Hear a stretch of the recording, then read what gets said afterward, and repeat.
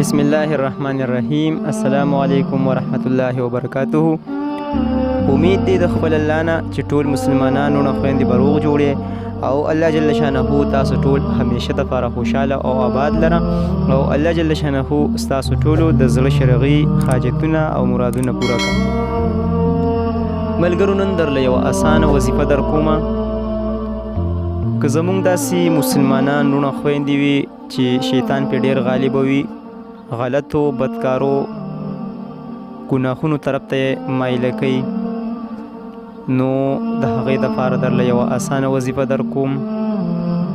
که چاته هم دا مسله وي ضرور یې وکړي، انشاءالله شیطان نه به الله محفوظه کړي او د غلطو بدکارو دې نه الله وساتي.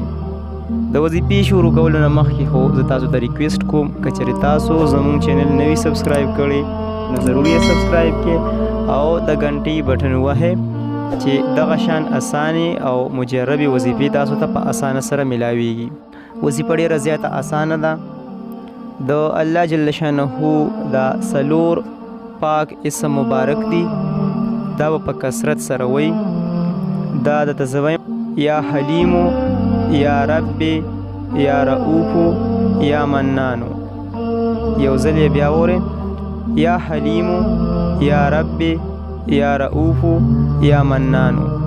دا څلور اسم مبارک دی د الله جل شانه. دا چې څومره ویلی شي په کثرت سره دی وی، انشاءالله الله جل شانه به د شیطان نه بچ کی، د شیطان د وسوسو نه به محفوظه کی او شیطان په دنه غالب کیږي.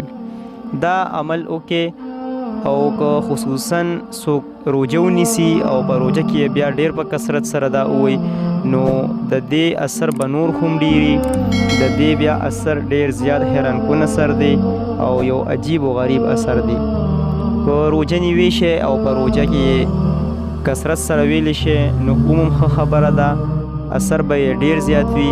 که روجه نشي نیوي او داسې وایي، داسې ویلی شي په کثرت سره یې وایي، انشاءالله الله جل شانه به د شیطان نه تاسو بچ کی او د ګناهونو غلطو کارونو د شیطان د وسوسو نه به الله محفوظه کی. دا زمونږ د نن ورځې وظیفه وه. زه تاسو نه اوس اجازت غواړم.